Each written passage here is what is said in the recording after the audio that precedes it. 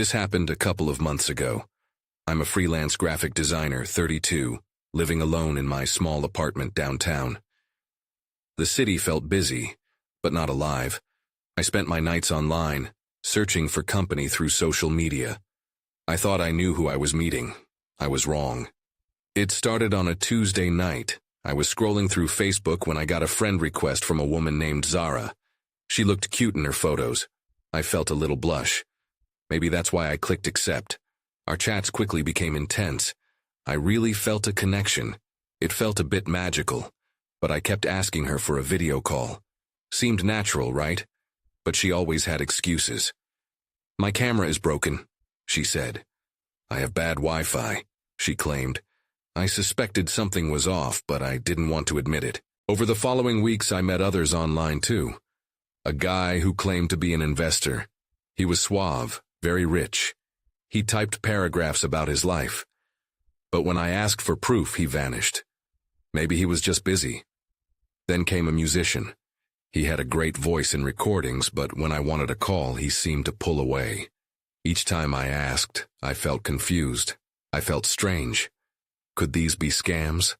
I wondered if I was being played. Every time I thought I'd cracked their stories, I doubted myself. One late night, I was ready to confront them all. Then something odd happened. I got a message from Zara. "Why do you care so much?" she asked. It felt cold. I felt chills. Just seeing her name filled me with dread. Something was wrong. Fear crept in and I started to question everything. I wanted to expose them, but as I dug, the truth felt darker. Were they even real people, or just shadows on a screen? As I chased answers, I felt truly alone, stuck between reality and my screen. Then came the last encounter. It started like any other, but this time I felt different. "Why are you still talking to me?" a voice chimed in. I glanced at the screen. No reply from Zara. My heart raced. I turned around. I swear I saw a shadow lurking in the corner of my room. I blinked and it was gone. But was it really? The next night, I sat in the dark with my laptop open. I felt uneasy, full of a strange energy. My phone buzzed, a text from the fake musician.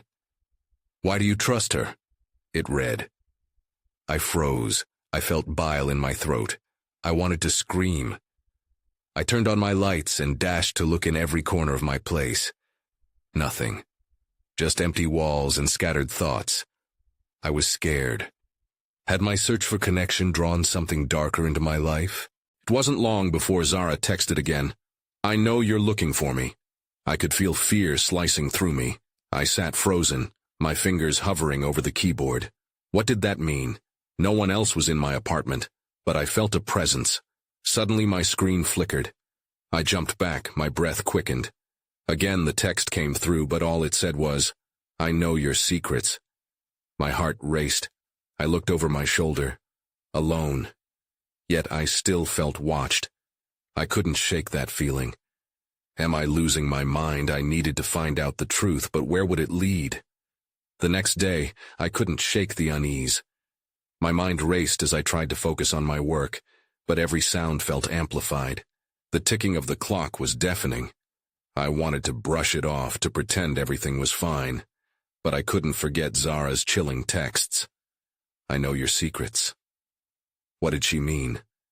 Deciding I needed a distraction, I texted a friend. She was the only one I had left close enough to confide in. I told her about Zara. I expressed my doubts, my fears. "I'm sure she's just a fake," I typed, hoping it would comfort me, but it felt hollow. "Maybe you should just block her," my friend suggested. I hesitated. What if she really was dangerous? And yet I felt inexplicably tied to her. So I didn't. I closed my laptop and went for a walk, hoping fresh air might help clear my head. As I strolled through the nearby park, I saw couples laughing and chatting. Their ease made me painfully aware of my isolation. It made me want to connect with someone. Anyone. My phone buzzed in my pocket, snapping me back to reality. I pulled it out, a message from Zara. "Are you enjoying the sun?" it read. It was unsettling. How could she know where I was? My heart raced. I quickly typed, "How do you know?" Seconds felt like hours, and I stared at the screen, waiting. A reply came in swiftly. "I've been watching." My skin crawled. I took off at a brisk pace, heading back home. I felt like a prey being stalked. I knew I couldn't stay outside with that message lingering in my mind. I rushed past strangers, desperate to find the safety of my apartment. When I got home, I slammed the door shut, leaning against it as I breathed heavily. All I wanted was to feel safe again. I opened my laptop, half afraid of what I might find. I couldn't let her get to me.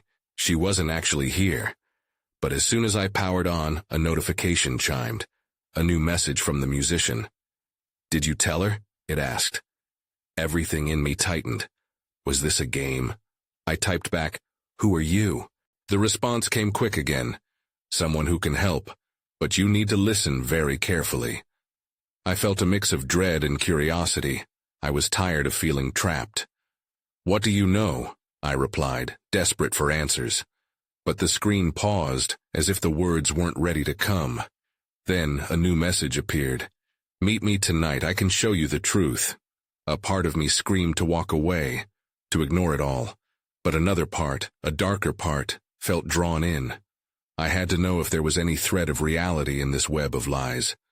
I agreed, feeling the thrill and terror combine in my gut. Then came the text that stopped my heart. "I see you." I spun around to look out my window. Darkness swirled outside. Fear pressed down on me. Someone was watching, and I had no idea who. I stood frozen, my heart thudding in my chest. The shadows outside felt thicker, pressing against the glass like they were trying to seep in. I moved away from the window, my pulse racing. I should have blocked Zara, but now I was in too deep. I needed to figure out what was really going on. I grabbed my phone, contemplating my next move. Who was the musician? Why did they want to meet? They could be just as threatening as Zara. My mind spun with possibilities. Maybe both of them were playing an elaborate game.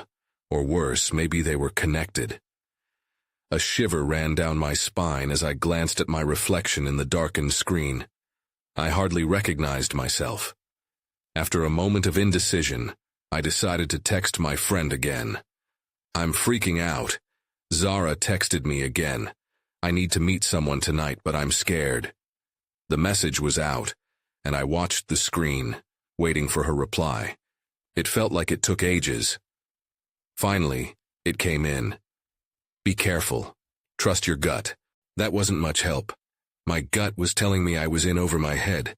I paced the living room, fighting the urge to cancel everything. My phone buzzed again, but this time it wasn't my friend. It was a new message from the musician. "Come to the old cafe at 8 p.m., you'll see." I hesitated, staring at the words. I could easily blow it off. But the part of me that craved answers pushed me onward. I had to know what the truth was, even if it scared me. I glanced at the clock. It was only 6 p.m. Hours stretched ahead like an empty road, each second adding to my anxiety. I had time to think. Should I go? I made a mental checklist. The cafe was public, right? There were people around. I could fade into the crowd if necessary. But then, every noise in my apartment felt amplified again. The faint creaks of the old building were unnerving, and I swore I could hear someone breathing. I quickly checked my door and windows. Everything was locked. I'd done everything I could, but the feeling of vulnerability stuck with me. As night slowly wrapped its cold arms around the city, I found myself standing in front of the mirror, a stranger staring back at me. The weight of fear sat heavy in my chest, and doubt twisted in my gut. But also an underlying current of determination pumped through my veins. I needed clarity. No more hiding. I left my apartment, the air cool against my skin. I hurried toward the cafe, its familiar sign glowing against the darkness. Each step felt heavier, laden with an awareness of possible danger. But there was also thrill, a pulse of adrenaline. Upon arriving, I chose a table in the corner where I could see the entrance but still remain concealed. I took a deep breath, forcing myself to steady my mind. Time crawled as I waited, scanning the door, half expecting someone to walk in and shatter my world. Then a figure appeared in the doorway and my heart lurched. It was Zara. She stood there for a moment scanning the room, and I felt invisible pricking at my skin. Then she spotted me. A small smirk crept across her face as she made her way toward my table. That's when everything felt like it shifted. My world tilted, and I realized I was no longer just on a quest for answers. I was now facing my fears head-on. But at what cost? I tried to mask my anxiety with a calm expression as Zara approached. Each step she took felt weighted, as if she carried secrets in the air around her. "Surprised to see me?" she said, her voice smooth. It was meant to be casual, but beneath it lay an edge. "Yeah, I thought you weren't coming," I managed, avoiding eye contact. The last thing I wanted was to let her see how rattled I was. She took a seat opposite me, leaning forward. "We both know you're not here just for coffee." There was that smirk again, twisting her lips. "You want answers." I nodded, though my heart raced. I want to know why you keep contacting me." "Why now?" Zara shrugged, as if the question was trivial. "You have something I need. Something you might not even know you have." Her eyes locked onto mine, piercing and unsettling.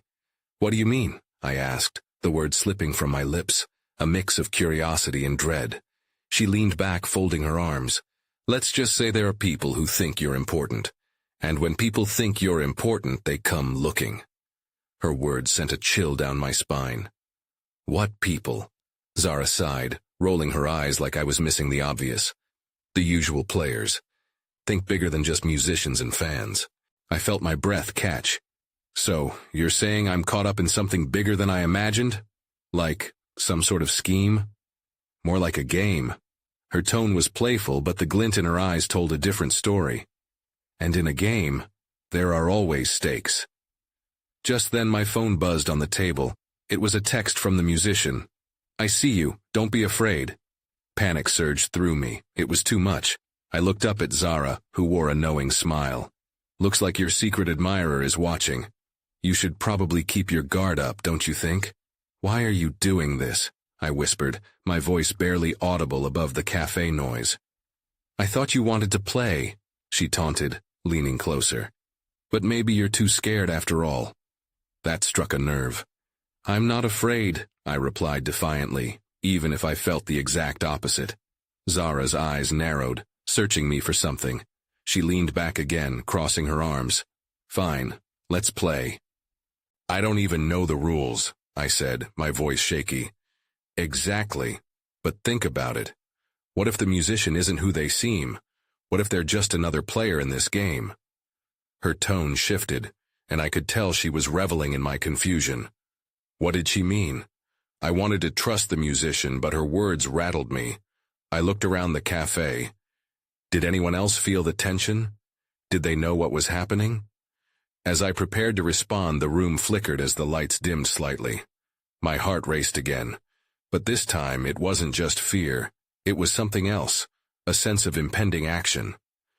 "Let me show you something," Zara said suddenly, pulling out her phone and showing me a photo. That's when I saw it, a glimpse of someone I recognized, but the context made my stomach drop. Someone I never expected to be involved in any of this. "Who is that?" I asked, my voice strained. Zara's smile widened as an unsettling realization washed over me.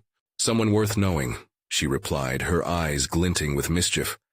And with that, I knew my search for answers was just beginning. I stared at the photo, feeling a wave of disbelief crash over me. The person in the picture was someone I had admired from afar, a local artist whose work had inspired me. But now, seeing them connected to Zara's cryptic words, it felt like a riddle I couldn't solve. "Why do you have this?" I asked, my voice barely a whisper. Zara leaned in closer, her eyes sparkling with excitement. "Because this artist is part of the puzzle, and you're tangled in it now." Tangled? The word hung between us, heavy and unsettling. Was I really a part of some twisted game? I tried to order my thoughts, but anxiety seeped through, warping my sense of reality. "Look, I need you to trust me," she said, her tone dropping just enough to make it feel serious. "This artist has connections. But the question is whether you want to be involved with them, or if you'd rather walk away. Walk away? I repeated, my thoughts racing. From what? A secret society? A conspiracy? Zara chuckled, the sound almost mocking. Something like that. But it's not that simple. You're in this whether you like it or not. The text from your musician? It's a breadcrumb someone wants you to see. See what? I croaked, my throat dry. What am I meant to understand? The cafe suddenly felt too small, too claustrophobic. I glanced toward the door as a man walked in. He wore dark glasses and a long coat despite the warm weather. My instinct kicked in. I didn't like the way he scanned the room. I turned back to Zara, feeling the urgency swirl inside me. Zara, what if this is dangerous? I asked, my voice trembling. Dangerous is subjective, she replied, unfazed. But if you want real answers, and believe me, you do, you have to step up your game. Before I could respond, my phone buzzed again. This time, it was a call from an unknown number. My stomach knotted. What if it's the musician? Answer it, Zara urged, leaning forward with intense interest. I hesitated, my hand hovering over the screen. Part of me wanted to ignore it, to shake off this chaotic web that was closing in around me. But I couldn't give in to fear. I pressed the green button with shaky fingers. Hello? I said, keeping my tone steady despite my growing unease. Is this you? The voice on the line was deep and gravelly, sending chills down my spine. You need to listen carefully, you've been marked. Marked? I echoed, confusion overwhelming me. Look for the hints and don't trust anyone, especially the ones who say they want to help. Then there was a click and the line went dead. I looked up, heart pounding. The man in sunglasses had turned his gaze toward me. It felt like we were locked in a silent battle of intentions. Zara's expression shifted from excitement to concern, her playful demeanor fading. Do I need to worry? I asked, anxiety flooding my voice. I think it's time to leave, she replied, glancing over her shoulder. We should get out of here. I nodded, adrenaline kicking in. We rose from the table and I felt every heartbeat thud in my ears as we moved toward the exit. Would stepping into the unknown help me unravel the truth, or lead me deeper into danger? Just as we pushed through the door, a looming shadow fell over me. The man followed. Run, Zara instructed, and without thinking I took off, my heart racing as uncertainty swallowed me whole. My feet pounded against the pavement as we raced down the street. Zara stayed close, her presence an anchor in the rising tide of panic. I could hear footsteps behind us, a steady rhythm that seemed to echo my own anxious heartbeat. I didn't dare look back. Where do we go? I gasped, trying to keep up with her longer strides. Just keep running. We need to find a place to blend in, she shouted, dodging pedestrians as we slipped through the bustling crowd. We turned down an alley and I stumbled slightly, barely catching myself against the rough brick wall. My mind was racing, trying to piece together the incoherent messages. What did the call even mean? Who marked me? Zara glanced at me, her expression resolute. We'll figure it out, but first we need to lose him. I couldn't shake the feeling of being hunted. Every shadow seemed to stretch and elongate. What if he catches us? What does he want? I asked, eyes wide with fear. He's looking for something, Zara replied. Or someone. We just have to make sure it isn't us. We rounded another corner and I spotted a small bookstore. In there, I shouted, pointing. Without waiting for a response, I dashed through the door. The bell above jingled and the smell of aged paper and wood enveloped me like a comforting blanket. For a moment I felt safer. Zara followed, quickly scanning the room. Blend in, she whispered, slipping behind a shelf filled with novels. I moved to the back, trying to steady my breath. I could still hear the distant sounds of the street, but the bookstore provided a buffer, a temporary respite. Zara peered out through the window. He's still out there, she said, her voice barely above a whisper. We need to wait until he leaves. I nodded, my heart still racing. I wanted answers, about the artist, about the call, about everything. Yet my fear overpowered my curiosity. Zara rummaged through her bag. I have something that might help, she said, pulling out a crumpled piece of paper. When we were running, I thought I caught a glimpse of something in that cafe. What? What is it? I leaned closer, desperate for any information that could help untangle this mess. It's a note. It had the artist's name and an address. She unfolded the paper, revealing scrawled handwriting. I think it might lead us to something important. Why didn't you tell me sooner? I snapped, frustration bubbling to the surface. I didn't want to freak you out more, but now I think we need to check it out, after we throw off our tail. Before I could respond, I noticed a shadow shift outside the window. My breath caught in my throat. Zara, I think... The door burst open, and in walked the man in sunglasses, his gaze scanning the room. My body tensed, and my instincts screamed for me to run again, but I was frozen. Zara grabbed my arm. Stay quiet, she hissed. I could hardly breathe as we tucked ourselves deeper into the shadows. He moved down the aisle, stopping occasionally to flip through books like he was searching for something specific. Then everything went dark. The lights flickered and went out, plunging us into dimness. Zara, what's happening? I whispered, panic rising again. She pulled me closer. Stay low. If he finds us... The sound of books splattering onto the floor filled the room. Someone had turned on a flashlight, and it swept across the shelves. Where are you? The man called, his voice low and threatening. I could feel Zara's grip tighten on my arm. If we were caught, there'd be no escape. Just hold on, she whispered. But then, from the corner of the room, I saw a glimmer of light. Someone was standing there, and they had no intention of leaving. The dim light flickered, revealing a figure standing awkwardly among the shelves. I squinted, trying to make sense of them. It was a woman, her face illuminated momentarily by the flashlight. Her eyes darted around the room, more frantic than curious, and she looked just as terrified as I felt. Zara, who is that? I whispered, my throat dry. I don't know, she replied, her voice tense. Keep watching. The woman glanced at the man in sunglasses, then back at us. Fear streaked across her features as she disappeared behind a shelf, keeping low. The man's flashlight continued to sweep the bookstore, the beam catching dust motes in the air. Where are you? He called again, his tone even more aggressive this time. I think he's looking for her, I whispered urgently to Zara. What do we do? We can't stay here, she said. We have to move, but we need to be careful. Look for a window. My pulse quickened as I risked another glance toward the entrance. The sunlight from the street barely penetrated the building.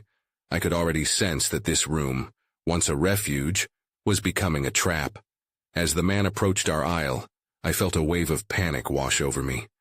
My heart raced as I nodded toward a small window at the far end. It seemed like our only chance. On 3, Zara said, her voice steady despite the chaos. 1, 2, 3. We both darted toward the window, praying the glass wouldn't be stuck. The front door slammed open again, and another figure stepped in. Did he go this way? A deep voice boomed, sending a chill down my spine. I fumbled with the window latch as the man turned his attention to the new arrival. This wasn't good. More eyes looking for us. The adrenaline coursed through my veins. Come on, Zara whispered urgently, her hand pushing against my back. Finally, the window gave way.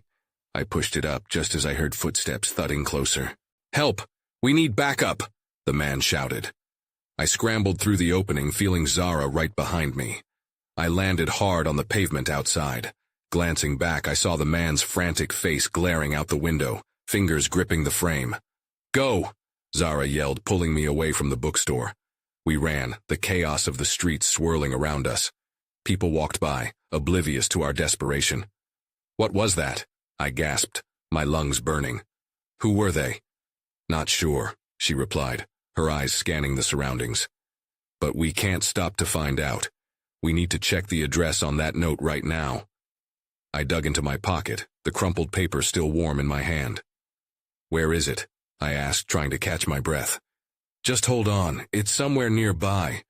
I remember it mentioned the old factory. We have to get there fast. I felt the weight of urgency pressing down and the maze of city streets started to blur. What if they follow us? I don't know, she admitted, glancing over her shoulder. But if we don't find out who was after us, we won't have any peace. Then, as if the universe was stacking odds against us, the familiar silhouette of the man in sunglasses appeared at the far corner. There, he yelled. I felt ice run through my veins. Run! Zara cried, and we launched ourselves into the crowd, the city becoming a chaotic whirl around us. Just as we pushed forward, I felt my hand brush against something cold and metallic half buried in the gutter. I stopped, heart pounding, unable to resist curiosity. That's when I saw it. Something that didn't belong in the street, and it had my name written all over it. The object was a small metal keychain, tarnished with age and shaped like a tiny handcuff. As I picked it up, my fingers trembled. It felt heavier than it should have, and I could barely make out the engraving. Just a single word. My name. Emma, what are you doing? Zara's urgent voice snapped me back to reality. She was glancing towards the street behind us, her eyes wide with fear. I think this is mine, I stammered, turning the keychain over in my palm. My mind raced. It couldn't just be a coincidence. How did it end up here? Zara pulled at my arm. We can't stop. We need to get moving. I clenched the keychain tighter and forced myself to look up. The man in sunglasses was still behind us, drawing closer. I could feel a surge of panic rising as I tossed the keychain back into the gutter. It felt wrong, but I realized I didn't have time to sort through the puzzle in my mind. Okay, let's go, I shouted, and we took off again, sprinting into a narrow alley that branched away from the main street. The asphalt was slick, and I nearly slipped as we rounded the corner. Which way now? I gasped, glancing at Zara for guidance. The note said to follow the river. The old factory is near there, she urged, her face set with determination. The alley opened up onto a small street running alongside the murky water. I could hear the distant hum of traffic and the faint sounds of a city that kept moving, entirely unaware of the chaos surrounding us. We hurried down the path, the cool breeze brushing against my flushed skin. But just as we approached a bridge that led to the other side, my eyes caught an unusual flicker of movement in the shadows beneath the bridge. Zara, wait! I pulled her back, pointing. There was something, or someone, darkly hunched in the shadows. My chest tightened with apprehension. It's probably nothing, let's... But before she could finish, the figure lunged forward. In an instant, I felt like I was in a nightmare. Hey! Zara shouted, stepping in front of me as the figure emerged from the darkness. My heart sank as I saw the face. It was the woman from the bookstore. Please, you have to help me, she pleaded, her eyes wide and desperate. He's coming for us. What? I asked, bewildered. Who? The man in sunglasses, she cried. He won't stop until he finds me. You're not safe. An icy chill flooded through me. We've already seen him. We just escaped. You don't know what he's capable of. I do know, she shouted back, shaking slightly. You don't understand what is at stake here. You have to trust me. Just then, a loud shout erupted from the entrance to the alley we had just escaped. Hey, you can't hide! Panic surged as I looked from Zara to the woman. What do we do? The woman took a step back, pleading. You have to come with me. There's a place we can go. No! Zara interrupted, her eyes blazing. That could be a trap. Trust me, the woman insisted again. But I could only see uncertainty in her eyes. Before I could take a breath, the urgency of our situation became strangling. I looked toward the oncoming voice, the threat impending. Then everything around us shifted. The desolation of the moment hung heavy in the air. There was no safe path forward. It felt as if we were teetering on the edge of a deeper chaos. And with every second, the decision weighed heavier. I knew we had to act, but I didn't know who to trust. Emma, we have to go, Zara urged, grabbing my wrist. Then just like that, I sensed the danger pulling us under, and suddenly I realized I might have to make a choice that could change everything. I had a split second to make a decision. My heart pounded, and my instincts screamed that we had to run. But deep inside, a part of me recognized the desperation in the woman's eyes. Emma! Zara's voice broke through my thoughts, sharp and insistent. We can't just stand here. The shout from the alley grew closer. Heavy footsteps echoed against the damp pavement. I had to choose now. Okay, I blurted out. We'll go with her. Just for now. Zara's mouth dropped open. What? Are you serious? Trust me, I shot back. The urgency of the situation gave me clarity. If we didn't act quickly, we might find ourselves cornered. Come on, this way, the woman beckoned, turning on her heel and racing down another narrow path that veered off from the street.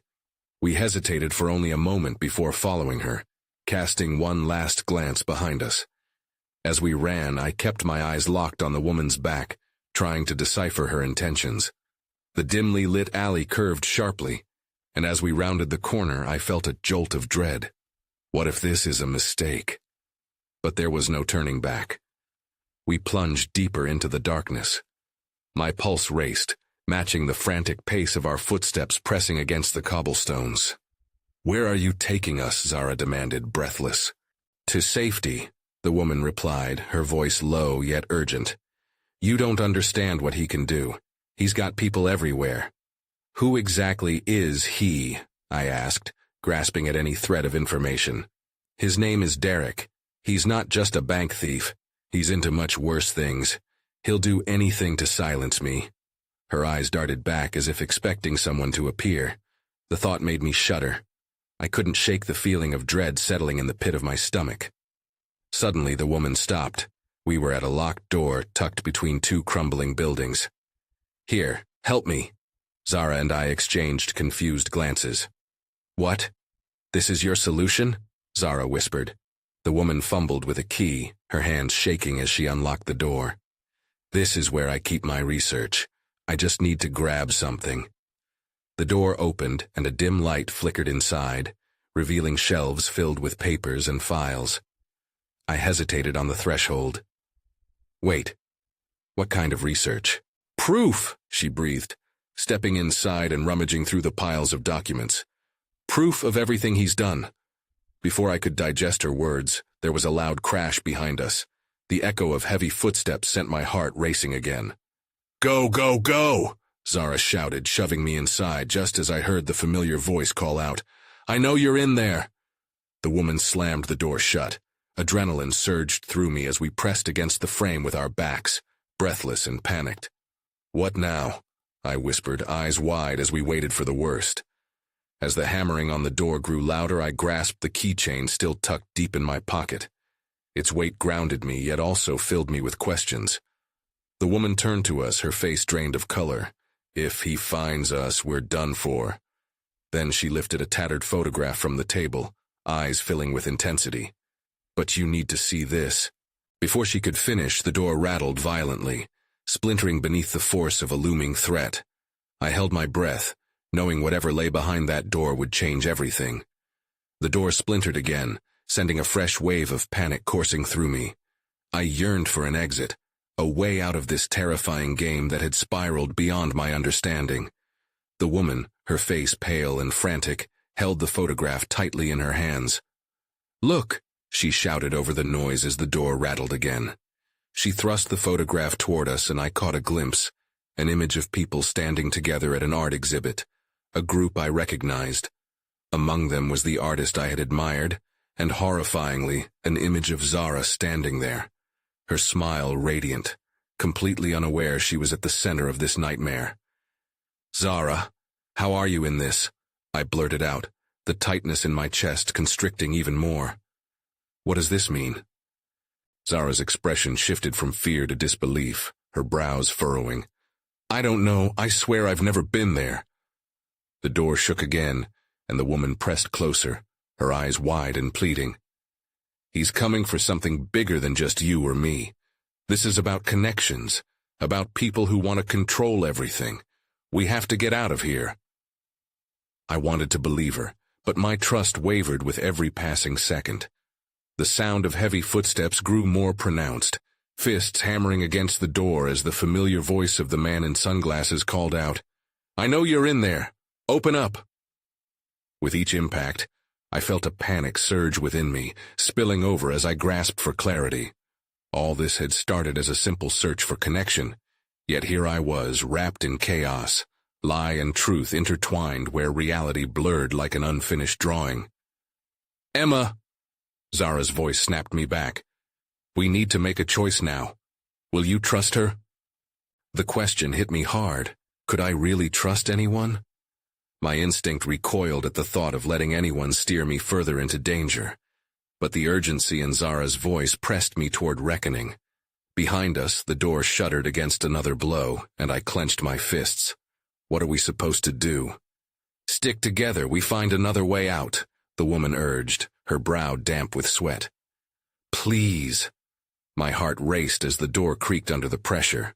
"Fine, let's look for another way," I shouted, overriding my doubts. I scanned the dim room, searching for an escape route that could lead us to safety before Derek got in. "Over here!" Zara yelled, darting past an old cabinet toward a second door hidden in the shadows. I followed, the adrenaline pushing me through the suffocating fear threatening to close in. The woman was right behind us as we flung the door open and stepped into a narrow staircase leading down. "Quick!" I urged, racing through the small space as the sounds of the door breaking apart echoed up the hall. We descended into darkness as my mind whirled, clutching the keychain as if it held the answers to everything swirling around us. Each step felt weighty, laden with uncertainties that only grew heavier. The staircase opened into a dimly lit basement room filled with scattered papers and stacks of boxes.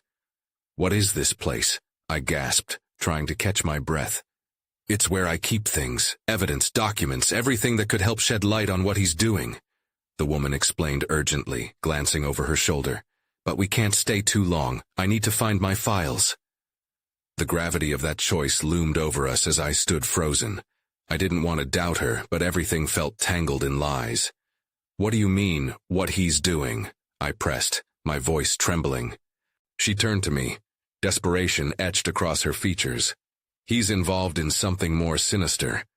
This world draws in people, makes them players in a game they don't understand. You, Zara, and even the artist. You're all part of it. But I know what he's planning." My heart raced as I thought back to the messages, the shadows, the mounting sense that I was hunted for reasons I didn't understand. "And you think we can stop him?"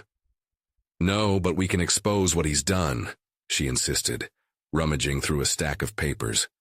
Just then, the sound of heavy footsteps thudded down the stairs, sending a shockwave of panic through me. "We have to find a way out now," I urged, feeling the walls of the basement closing in as the truth shattered into a million uneasy pieces. Suddenly there it was, a small window in the corner, too narrow for an adult, but maybe we could prise it open. "Help me," I gasped, darting toward the opening while the woman stuck with her papers. "Just go," she shouted. "We need to get you out of here before it's too late." "Zara," I called, the growing realization hitting me hard. "We have to decide, do we leave or stay?" I could see fear etched in her features, yet she hesitated. "What about her? What about this evidence?" "She's not stopping us," I replied, feeling the weight of the moment teeter on a precipice. I pushed the window open, forcing against the frame. "We can always come back for it." Now was the moment of truth. Zara finally decided. "Let's go," she yelled as I squeezed myself through the narrow opening. Once outside, the night air tasted like freedom. I dropped onto the damp grass beside the building, Zara following closely. "What about her?" I glanced back through the window, seeing the woman still fumbling with her papers. "She has to figure it out herself." Zara breathed heavily, pulling me away towards the alley, the shadows creeping behind us again. We raced away, hearts pounding, thoughts swirling in turmoil. Had we really escaped? Or had we just stumbled deeper into the web? The question hung heavy in the air, answered only by the distant, echoing footsteps that faded away into the night. As we collapsed against a worn wall, we realized that though we may have slipped past one danger, the shadows would follow. I still had no answers, only chaos swirling around me, the sinister game far from over. Sometimes I think about that night, how intertwined everything is, or might be. Sometimes I wonder if any of it was real, or if I'm still being watched. But the truth I carry is deeper, more unsettling than even I can fathom. The weight of secrets is heavier than I imagined.